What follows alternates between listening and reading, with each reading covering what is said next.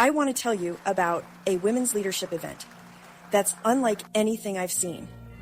And the reason I know that is because I've interviewed the two women behind it on my podcast, UnCeiling You. Jennifer Pesticus led a team through devastating loss. Their leader passed away unexpectedly, and she stepped in to guide them through grief, change, and pressure. She wasn't handed the job at first, but she kept showing up, and eventually she earned the leadership role she deserved. Jennifer is proof that staying the course with heart and ambition can lead to the breakthrough. Hope Muller's story goes even deeper. Raised on a commune with food and housing insecurity, she made the decision to live on her own at 16, still facing instability, but holding on to belief. Today, she's a pharma executive, an author, a retreat leader, and a publisher. She's living proof that where you start does not determine where you end up. These two are the co-creators of Thrive in 25, a bold leadership experience for women ready to grow, connect, and rise. We're talking 6 months of coaching, a full year of networking, headshots, executive dinners, and curated one-on-one connections. This isn't just an event.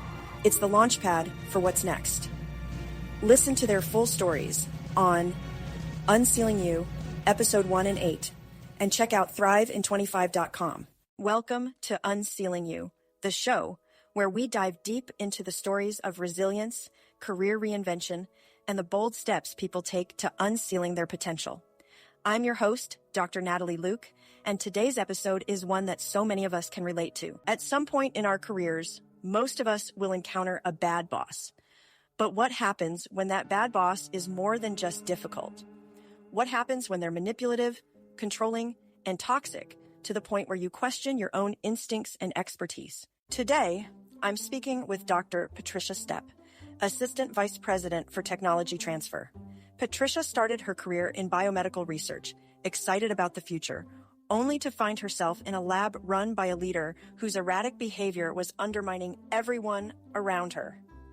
But rather than letting that experience define her, she made a courageous pivot, one that led her into a field she never expected to thrive in. We'll talk about how toxic leadership can shape careers in ways we don't always recognize in the moment. We'll discuss the emotional impact of workplace gaslighting, how to recognize your final straw moment, and what it really takes to walk away and start fresh. And trust me, you don't want to miss Patricia's story about the moment she knew she had to leave.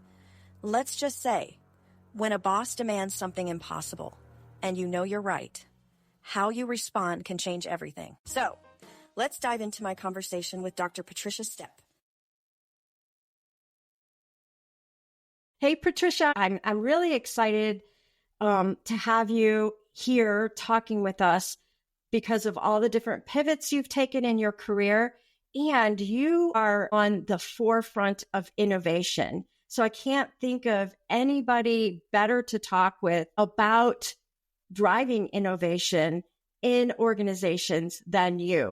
And so what we're going to begin to talk about is leadership, great leadership, and how it can make a difference between thriving in innovative teams and those that are stagnant. The way that leaders approach collaboration, especially collaboration when driving innovation, decision-making, and support can shape careers in ways that people don't always recognize at the moment. Sometimes when you look back and you reflect, you realize what good leadership looked like and what bad leadership looked like. And in your experience, how do different leadership styles impact a team's ability to innovate and grow? And what have you noticed about how leadership influences collaboration? Yeah, well, thank you, Natalie, so much. I really am excited. So just really quickly, I joke that we're kind of this niche little field in academia that people don't know about. So tech transfer, we are at the forefront of innovation for universities. So we help kind of intake that inventions that come out of our faculty and our researchers, all of their projects, and then we try to get it out to society. So patents, startups, any kind of collaborations with industry. So it is really exciting. You always get to learn about everything that's going on at the university, which is always helpful when you don't want to remember what you did in your PhD that was 20 years ago because science has passed that by now.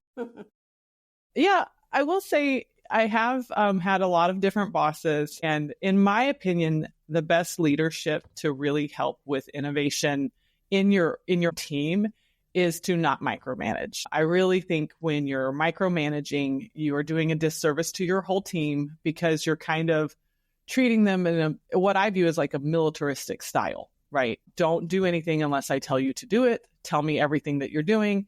And it kind of stifles somebody's ability for critical thinking because then they're just following the steps. So, okay, this is what I have to do. I have to wait until this prompt and then go here. And when you do that, people get very comfortable in it. It's not that it's bad. It just, I don't think it allows people to come up with really great solutions or come up with new ideas because you're so focused on doing the steps in the process that's in front of you.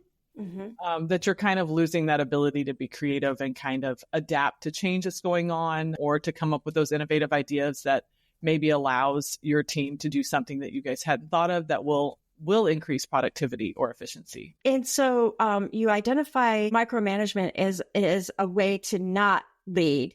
And leadership does play a role in professional growth. Have there been moments in your career where leadership dynamics pushed you to make a pivotal change? Yeah. I'll have one story and I'm going to make it a little bit more PG-13 because there was some profanities in the situation. But I was doing a second postdoc. I was very excited and I was going to do tissue engineering and I thought it was going to be great and maybe I would still become a professor. So, world is my oyster, still naive. I did have a 2-year-old that was new to daycare, so that presented its own obstacles. We were actually doing an animal study and I needed to take a brand new researcher and some students into the animal facility. You're not supposed to unless they're on the protocol. I was told by my boss at the time to just go do it. And she didn't want to hear anything about, what was the rule or not. So I'm taking the people. I'm like, please be quiet. Please don't get me in trouble. Let's go get this, animal sample that we needed. And so we go back to the lab and one of my students who had said, oh, well, last time she got very upset about this. So I'm going to clean up the sample really good so that it looks how she would like it. So we come back and our boss was waiting for us and we go in there. And so I have a brand new graduate medical student, so a resident, an MD, PhD, 5th year, and me. And she looks at the sample and she says, this is the wrong sample. And it was 100% not. And I knew that. And I was already having issues at work. And I just said, it is the correct sample. And she looked at me, she says, no, it's not. And I was like, in that situation, I had no idea what to do. What do you do when you know you're right? And I have no idea what's going on right now. So she looks at the resident and goes, do you think this is, the right sample? And I looked at him like, the anatomy. Please don't do this. Like, please don't let her create doubt in your head.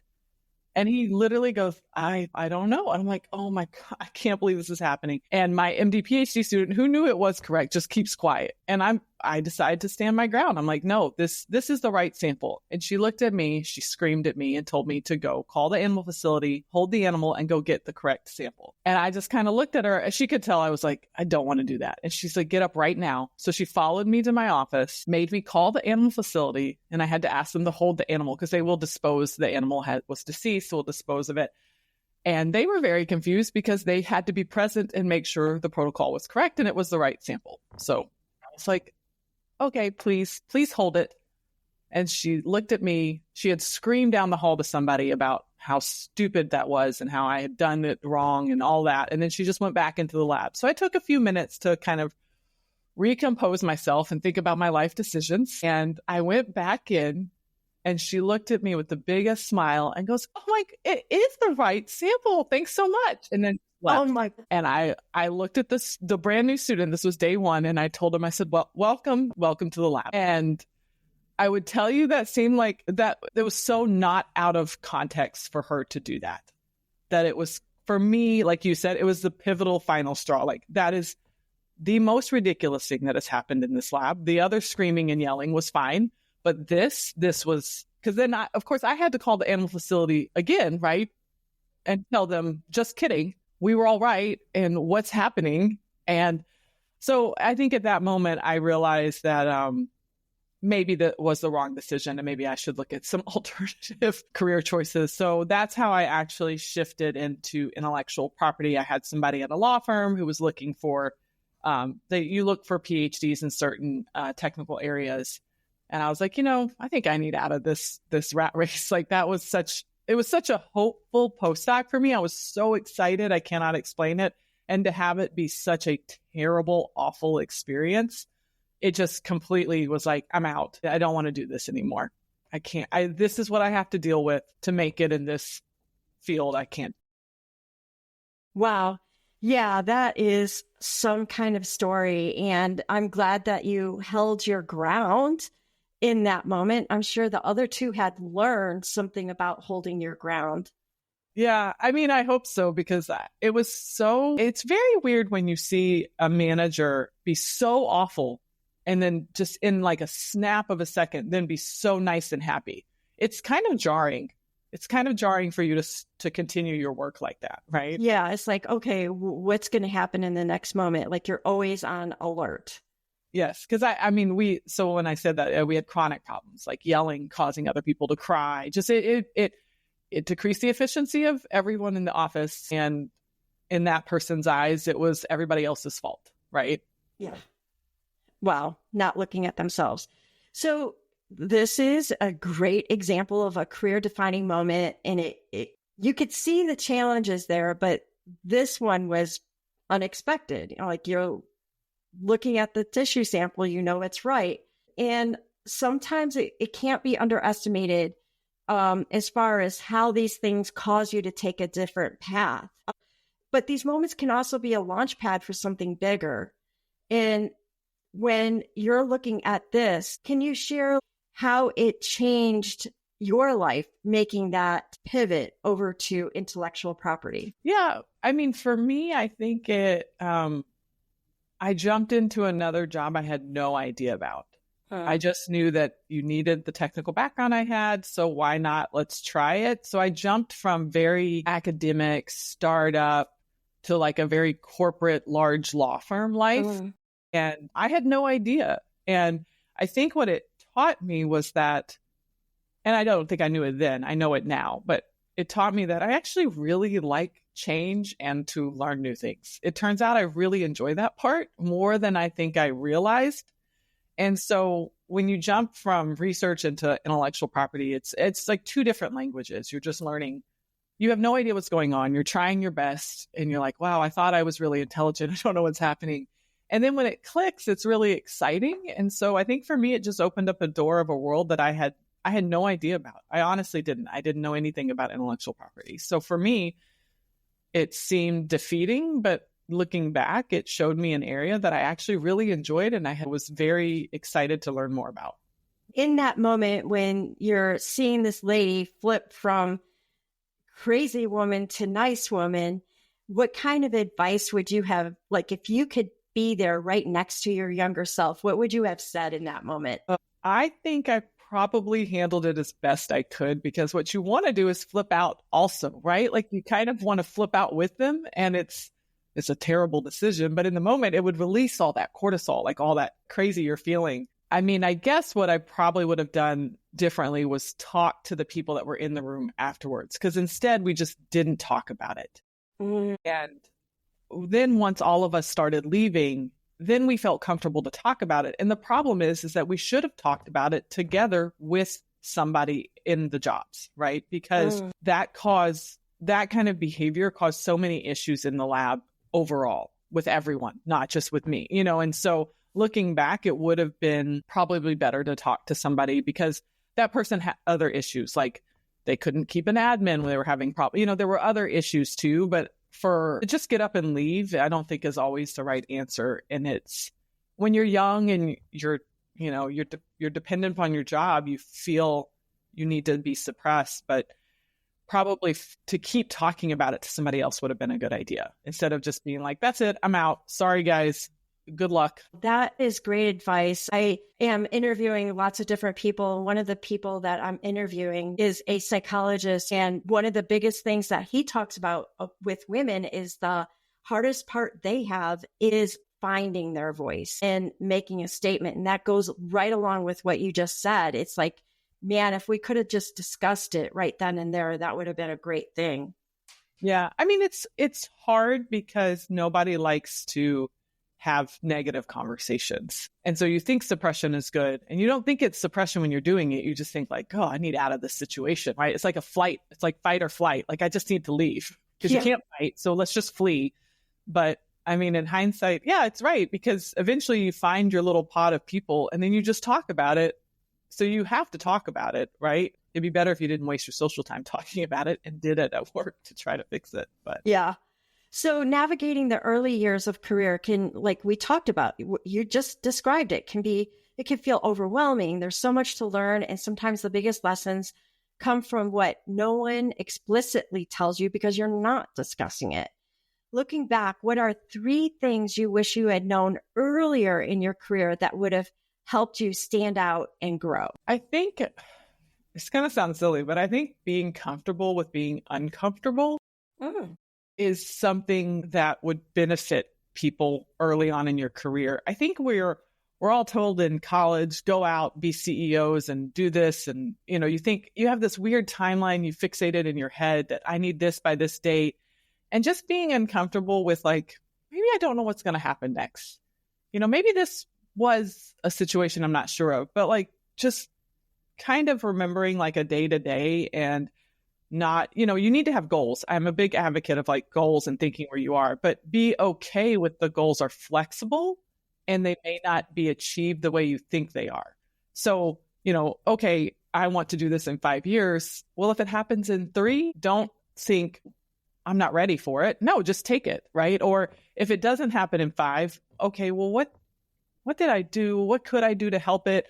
So I just try to say, like, always understand that everybody, like you said, everybody is feeling something. They're just not letting you know about it. So be okay with that. Be okay with you're unsure, you're uncomfortable. Maybe you make a mistake and you fix it. Like I did, that same boss, I did something wrong and she gave it to me in front of everybody. And I stood strong again. I just said, I'm sorry. Like I wasn't going to fight about it. I messed up. I didn't do something and I owned it. And honestly, the funniest thing that happened was she calmed down because I didn't, and it was in front. I mean, she did. She tried to publicly shame me for not mailing something in a timely fashion. And I just apologized. I never veered from it. And I said, I'm sorry. But that was a mistake. That was a mistake. The earlier example I give you where it was the tissue sample and I knew it was right. Also understand that when somebody tells you it's a mistake and it's not, stand strong with that and remember that, and then remember what you need to do next time, because that's going to happen all the time. You're going to make a mistake. It's going to be a mistake. You're not going to make a mistake and somebody's going to tell you it's a mistake and it's not.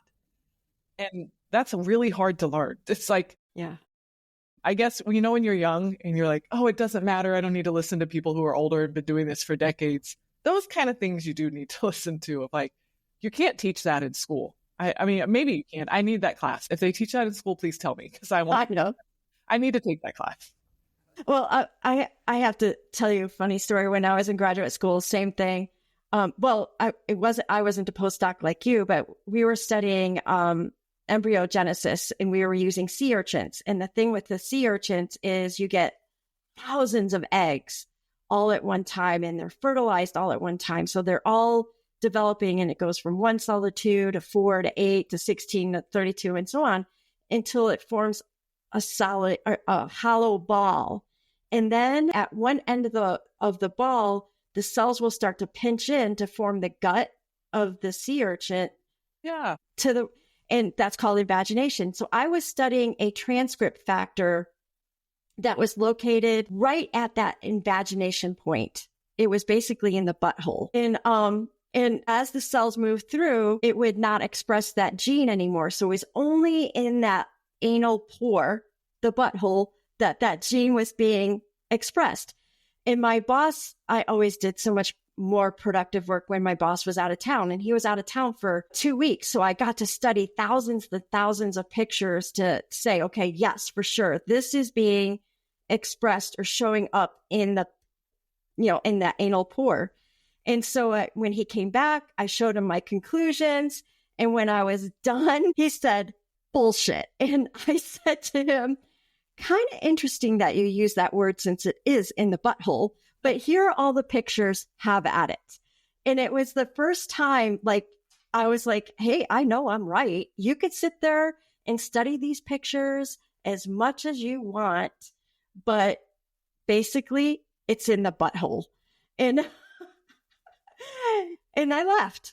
I was not like before that time. I would have been really upset that he said bullshit. I would have doubted myself. And sorry for all the, I'm going to have to mark this as explicit language because I said that word, but it was important. So anyway, he came up like 2 hours later and he's like, okay, you're going to present this at Woods Hole in the fall. And to me, it was such a remarkable turning event for me because it's like, huh. Well, and I think it's such a good point you make because that experience that I had wasn't useless, right? Because what it teaches you is how to deal with really difficult situations and how to not be aggressive about standing your ground, but just be firm about it. Like, there's no need to yell and fight back. There's just okay, well, this is how it is, because I have friends that I'm still friends with from that situation, which were great. I had, a really good experience with other people. One of my favorite moments was we would get medical students who would do 1 year of research. So they've never done research before. So they're kind of hilarious to the rest of us who've been in a lab for 5 to 10 years, right? And my favorite was, the 6-well plate that you grow things in. And we were growing cartilage cells in like a spherical pattern, but they're in media. And one of the students had taken up to look at them because we would count them. And you're not thinking about all the things you need to tell somebody who's never been in a lab before, but you're just assuming like some things they'll pick up on. Well, those lids aren't tight, right? Because they need airflow.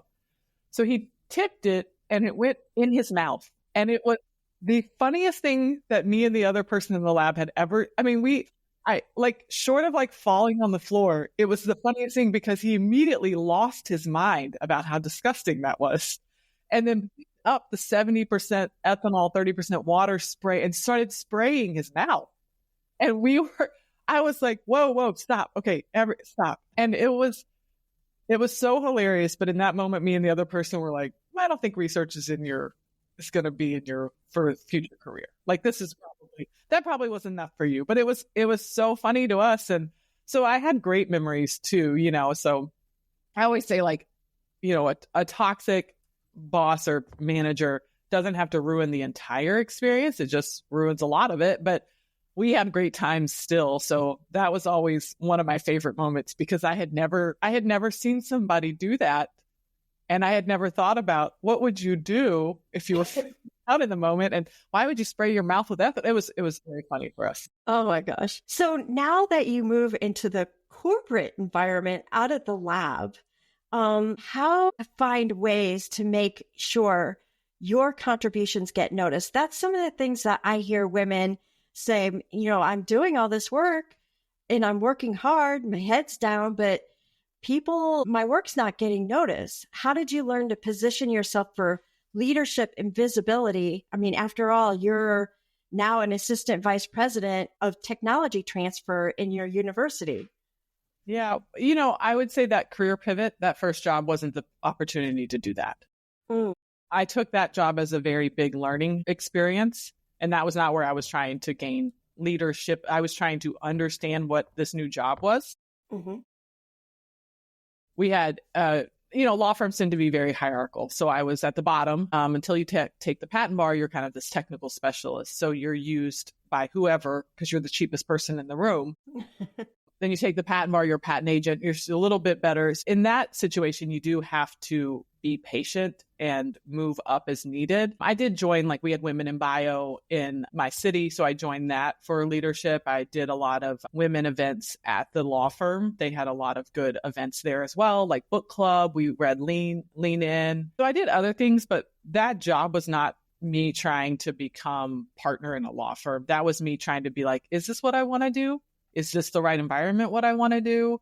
And I was busy trying to build a family. So that for me wasn't what I was trying to do. I was just trying to pass the patent bar. Do I want to go to law school or do I not? So I would say I took that job as a good learning tool, like knowing that I wasn't trying to be a leader. I was just trying to be good at my job. So then how did you get into leadership after that? Yeah. So the recruiters will start calling. It's very funny. And I had a recruiter call and I kind of knew I didn't want to go to law school. Mm. I had just had my second kid. Law firms, you have to do billable hours. Like it just wasn't an environment that was conducive to me also being able to be around my children, because you have to bill a certain number of hours and you're competing with people who, maybe have a stay-at-home mom or a stay-at-home partner. So I knew I couldn't provide my work what they needed to be successful, and I couldn't provide my family. So I wanted to go in-house as a patent agent. That's a good job. So I had a recruiter call me and I just was like, I want an in-house job in North Carolina. Like, call me back when you find it. Okay. And that recruiter called me back 6 months later and was like, hey, I found it. And I was like, I was just kind of kidding. And so I went in-house and I was a patent agent. And I did there after a while, after about a year and getting my feet there, like, what could I do to grow there? It was going to have to be kind of a shift. Was I going into research? I had a lot of great people I worked with in R&D, because that's when you're writing the patents, that's who you're meeting with, is all the researchers there. But I got recruited into academia. I would say once I went back to academia, I really kind of found my footing and I just kind of like took off there. Like, oh, this is great. I can do this. Everything I just felt like was easy. So I would say that's when I kind of was like, I think I could keep doing this. I think I could. And then I was given a lot of opportunities at my last job to move up, to manage people. Like everything I asked for, I was just getting, which was amazing. So I would say, I shifted in intellectual property. It's kind of like law firms. You work at a company or you can work in academia. There's other ventures too, but those are kind of your three classic models. And I just found that academia was such a better fit for me. And that's where I thrived. So, I would say those first two jobs were just kind of learning and figuring out, what do I want to do with my career? What I also hear you saying is understanding, like, from a whole person perspective, what you wanted in your career, but also what you wanted personally to become a fulfilled person. Yeah, no, that's true. I wanted to be a mom. I wanted to have children. I mean, I knew that's what I wanted too. I pivoted. If my job didn't provide that, I'm gone. Like that was an easy one for me, which is, I shouldn't say easy. I knew for me, I wanted to do that. It's not easy to say, okay, let me leave law firm, because that's a very lucrative job. And I did like that environment also yells, but I like that environment better. But, I just knew I wanted to have children and be there. I wanted to pick them up. I wanted to go to their school. So I just wanted to find a job that, honestly, that's all I would do. Is I pivoted when I knew that job wasn't working out for me, or it wasn't working out for my home life. And then I would just pivot. And I always would ask my husband, like, hey, what do you think? And he would always give his opinion too, which was really helpful. Because when I worked at that company and I had the opportunity and we needed to move, I said, I don't have to move. We can stay here. And he's like, no, let's just do it. And so, having support at home too, of like being able to talk about it, saying like, hey, what do we think? What do we think here? Yeah. That's always helpful. So looking back and thinking about all these things, what is the one piece of advice that has had the biggest impact on your career? And how can women apply that advice to their career for long-term success? So I hate giving vague answers, because my engineering brain always wants everything black and white and like, here's your input, here's your output. But networking is very important. And it's very confusing what that means in your industry, because when people give you advice for that, it's in their industry or their job, and networking is different. I have friends in sales. I have friends, large companies, small companies, all those networkings are so different. So I would just spend time trying to figure out like, what's the networking you need to do, because it doesn't just offer job opportunities. I don't think that's always been what helps me. What helps me is understanding your industry, what other people are doing, what do they think of what you're doing. It just kind of helps you learn more. That's that whole learning thing. For me, it was a learning, like, well, what do you think goes on here? Or what are you doing over there? Like, I don't even know what that is. Tell me about it. And so I think it's important to do that at any level that you are. And if networking is going out and having a drink after work, then that's your networking. If networking is going to events, I did it here and I was joking, like, I don't think I should go to those events anymore. I'm not sure it helps. And every time one contact has been very helpful. And so I'm like, okay, that was really helpful for my team. We ended up being able to get an agreement done because of that contact. So I think the whole of it maybe doesn't seem as fruitful as you think it is, but the one connection you might make does. And maybe that networking event won't, and maybe the second won't, but maybe the third will. So you just have to keep trying, because I feel like it's like work dating, probably is how I would say it. So you have to be able to put yourself out there and see what you can get and see that one didn't work. So let me pivot.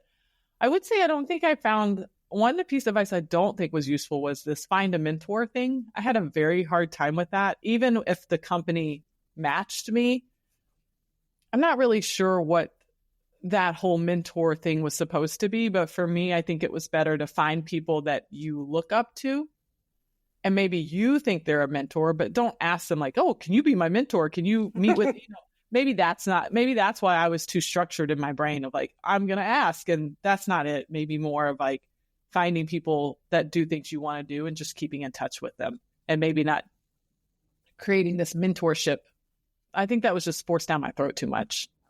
That's kind of interesting, because I was assigned a mentor at one of the companies that I went to. And I've said this on other podcasts, where I actually applied for a leadership position. And it was 2 different positions in 2 different geographies, and I didn't get it. And this mentor literally called me up and told me that I was making a fool of myself. And I'm like, what kind of mentor are you in saying that? But I had networked with other people, told them what my aspirations, my dreams were. They had really good advice to give me. So they were being a mentor without me asking them to be a mentor, because I was just having a conversation. And then 6 weeks after I didn't get one of the positions, the person that did get it quit. And then one of the folks that I had been networking with reminded leadership, hey, remember, Natalie's out there. And then I got the job. Yeah. See, and I think it's crucial. This mentor defining thing doesn't work. But like, I have 2 key people I call when I'm thinking about a career pivot or a change. And they're not even in my industry. They're just the people I call to get advice. So those are my mentors, even though they're my peers. And so, finding whatever you need that mentor to be, and not letting society tell you this is a mentor and this is the structure we do and this is the meeting. I feel like it doesn't work out. Like you said, it didn't work out for me. I shouldn't say it doesn't. Everybody can do what they need to do to be helpful, but that was not helpful for me. So that brings me to the final thing that I really need to talk with you about. And today, things are changing a little bit. We see DEI, and I just said it, the dirty word, is taking a step back. It's like people say it's illegal. It's not illegal. But the thing is that things are, there's these formal channels that we were just talking about are taking a step back. What are some of the biggest challenges you see happening for women in the next 5 years? And what big advice would you give them for leadership and career pivots as a result of the things that we see coming down the pipe? I'm a big proponent of DEI. I think, unfortunately, social media and the news have weaponized it. I mean, the whole point of it was just supposed to be like, let everybody have an opportunity. It wasn't supposed to be force something down your throat because you don't like it. It was supposed to be like, make sure everybody can have, a chance to interview at a job or can be told about something. And so for me, like, giving people opportunities makes sense. And why wouldn't I want everyone to have an opportunity? So I'll never change my mind about that. But I worry that I thought we were getting to a point that it was okay to be who you are. Mm-hmm. And, when I was early in my career, this whole nonsense of like, oh, have you ever read that book, Think Like a Man? Like, what? No, act this way so you can be in the room and it's a very confusing dynamic. Like, oh, well, play golf so you can know how to do it, or, go do this so that you can have the conversation. It's like, well, couldn't I just be myself? And at the end of the day, that's been working out really well for me. I've had plenty of people say it. I worry that people will not want to be themselves to fit in, which is a huge disservice, because the whole point of everything to me is get to know other people that are different from you. And it's shown in statistics and in studies that your team, if you build them that way, is more successful, is more efficient, has better returns on investment. Like having everyone be the same and act the same is not a way to move forward. And I'm very worried that that's where we're headed because, all the studies that I looked at when I was doing my training was that when you have a diverse group of personalities, of people from different backgrounds, that your team comes up with better ways to be productive, with better ways to be efficient, to work together. And why wouldn't everybody want that? It just doesn't I have a feeling that the people that stay true to those ideals are going to outcompete the people that decide everybody has to be the same, period. Yeah, I mean, I'm just going to stick with that because all that does is make you doubt yourself. I mean, all it does is it takes up too much space in your brain to like, what should I act different? How should I do that? I just think it's a waste of people's time. There you go. So I love talking with you. And I appreciate the stories that you've brought forth. Is there one final thing that you'd like to say before we close out? I would just say, my mantra is always be willing to change and learn things because it will happen regardless. And if you fight it, it's just going to be harder. So be okay with change. That's that whole uncomfortable. Be okay with it. And it's usually not as bad as you think it will be. And just be always willing to learn something because it'll help you in the long run. All right. Thank you so much for being on. Thank you so much. I really enjoyed it. Today's conversation with Dr. Patricia Stepp was a powerful reminder of knowing your worth. If there's one thing I hope you take away from today's episode, it's this. When you know you're right, stand your ground. Patricia didn't let a toxic boss redefine her worth or derail her career success. Instead, she used that experience as a turning point, choosing to leave, pivot, and ultimately thrive in a space she never expected. Her story is a testament to the power of resilience and self-trust. Dr. Patricia also reminded us that networking isn't just about making connections. It's about creating opportunities, finding advocates, and confidently making career moves. And speaking of navigating the workplace, next week, we're tackling another hidden challenge, the invisible rulebook that shapes workplace success. Have you ever walked into the office after a rough morning, spilled coffee, stress levels through the roof, only to feel like everyone is judging you for it? That moment when your mood is misread and suddenly it impacts how people perceive your leadership. In our next episode, we're diving into the power dynamics of bias in the workplace with Dr. Erin Reeves. We'll unpack the unwritten rules that no one tells you about until they're working against you, especially for women, people of color, and anyone who doesn't fit the traditional leadership mold. But here's the real reason you don't want to miss it. Dr. Reeves isn't just breaking down the problem. She's giving you a game plan to navigate bias, reclaim your voice, and take strategic action without losing your mind.